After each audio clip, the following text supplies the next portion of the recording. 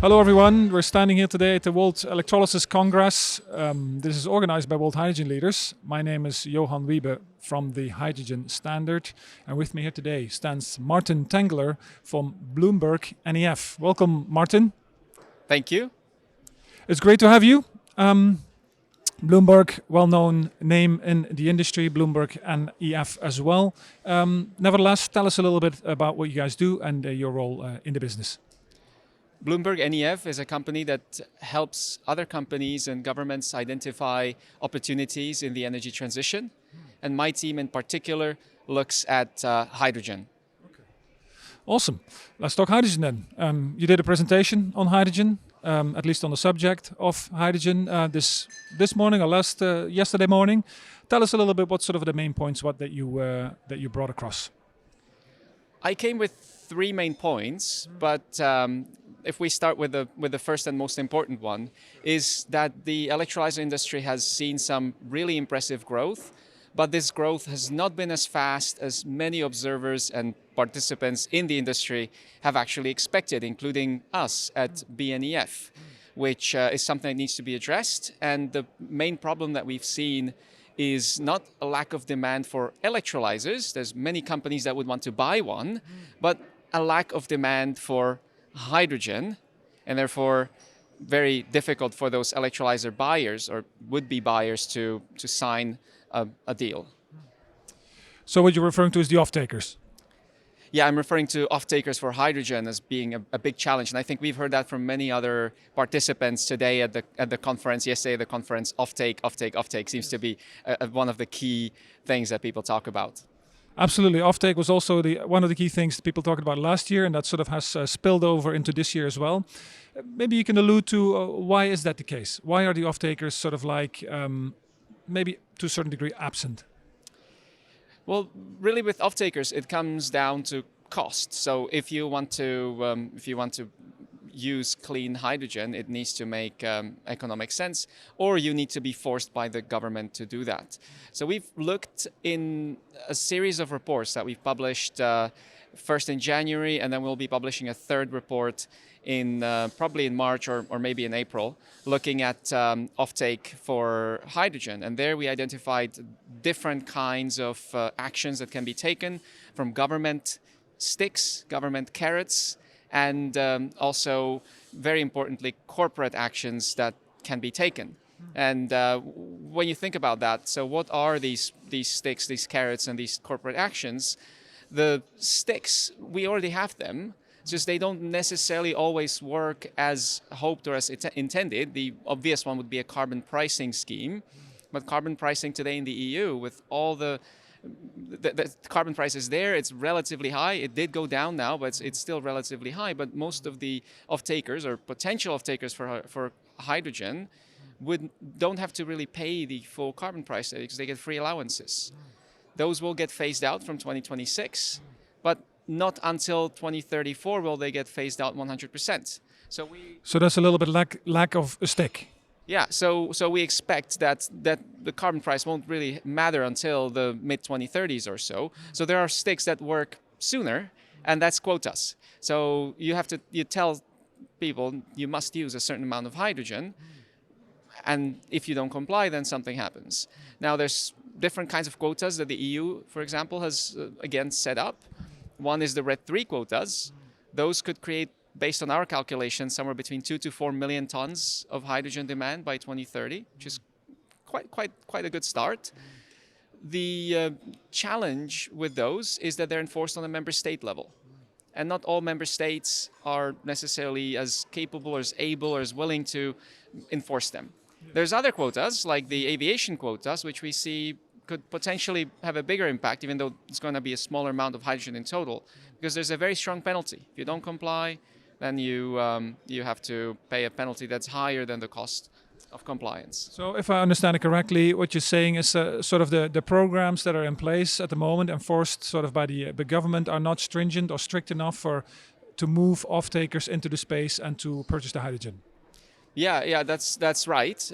I would just be careful. One thing to say about quotas is it's easy to tell a sector you must use hydrogen, but we should only be telling that to the sectors where there's absolutely no other option.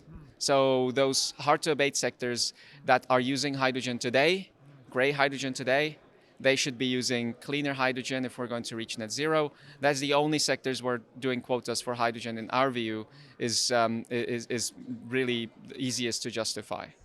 So you refer to quotas, which obviously refers to sort of government influence and trying to regulate the market, trying to provide a framework for operators to operate in. We've seen quite some activity sort of on the regulation side in North America, the US particularly, Europe as well, Japan.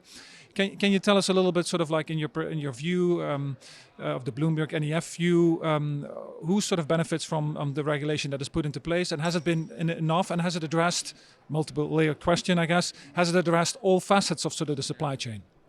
Yeah, that's actually a really good question, because when you look at the kinds of policies that have been passed around the world to benefit hydrogen, it's 45V, 45Q tax credits in the US, it's the hydrogen bank in the EU, there's going to be an auction, or there was an auction in India, there's an auction in the UK, auction in Denmark. All of this money, and Japan's going to be doing something similar, all of this money goes to the producers of the hydrogen. And we've looked at, one of the good news that we've identified is there's $350 billion worth of funding from governments available towards hydrogen right now, which is a massive amount of money. But the vast majority of it is destined to go to the producers of the hydrogen, as opposed to the users. And again, if offtake is the problem that we've all agreed here at this conference is the challenge, and BloombergNEF keeps talking about that, has been talking about it for a long time, then we feel that that second part I talked about, those policy carrots, need to be directed not just on the producers, but possibly less on the producers and more on the users. Okay, so clearly sort of an asymmetric sort of distribution of capital at the moment that is taking place across the value chain, and that needs to shift. Maybe you already addressed it in your previous answers, but let me ask that anyway again. So what do we have to do to get the off-takers on board then? Is it purely related to sort of the funding that the governments can provide, or are there also other sort of carrots and sticks that we can sort of give them that might initiate them to come to embrace this development like the rest of us do? Yeah, so beyond those government actions, we've also looked at opportunities for corporate actions.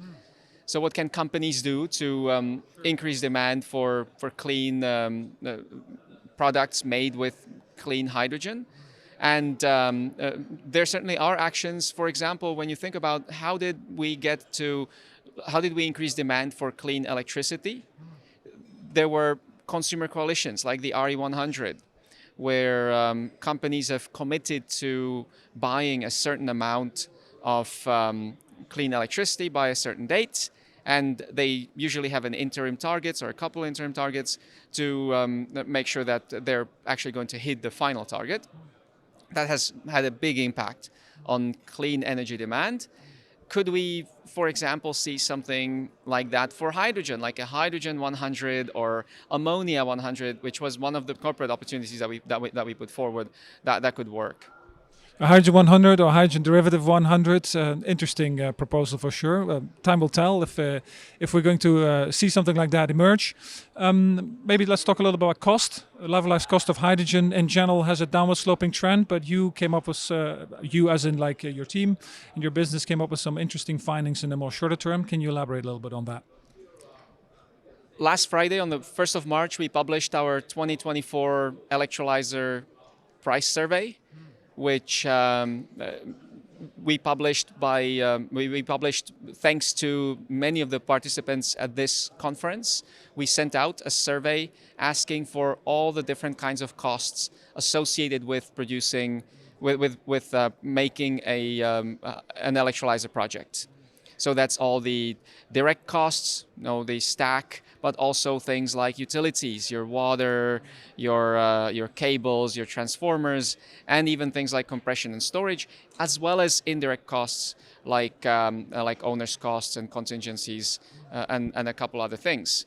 And 52 projects got back to us and gave us really, really useful information. And from that information, we deduced that costs over the past year, since last time we published our survey, actually went up rather than down for electrolyzer projects. Let me dig into that. Is that sort of electrolyzer projects per se, or is it that also specific to the electrolyzer equipment, and then also maybe down to a certain technology, sort of PEM versus alkaline, or is it across the board? It's really across the board. What we found PEM and alkaline today, when you actually account for all the things associated with building these projects, aren't that different in costs. So it's really both are more expensive. Part of it has to do with the fact that people actually a year ago, 2 years ago, when we did our last survey, didn't know about some of these, for example, the indirect costs. So now people know them because they're building much bigger projects. Bigger projects require things that previously smaller projects that you maybe financed off your balance sheet you didn't really need to think of. A lot of projects are also considering grid connection, whereas previously smaller megawatt scale projects maybe didn't need a grid connection. They were off grid. And grid connections can be also pretty expensive, so you need to factor that into your cost calculation. So that's one thing. But then general inflation, right? Inflation really was high these past couple of years, so it's hard to expect something to go down in price, especially when it's facing these other pressures. And then finally, one thing that we have seen in the solar industry, in wind and batteries, for every doubling of cumulative installed capacity of solar, the solar PV modules, the price of those modules tend to fall by about 28%. For wind turbines, 13-14%. For batteries, 18% or so. For electrolyzers, there also is a learning curve. We still aren't quite clear what it is because we don't have enough data, but it could be similar to what we're seeing for these other technologies.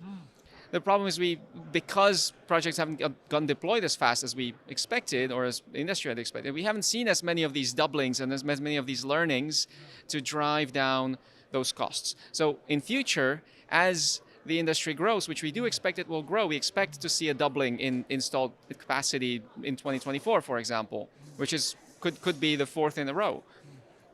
That should drive costs down eventually. Drive down costs, increase of capacity, increase of more data, where we can base more analysis and conversations and conclusions on. Lots to think about in the future. Martin Tengler from BloombergNEF, thank you very much. Thank you, Johann.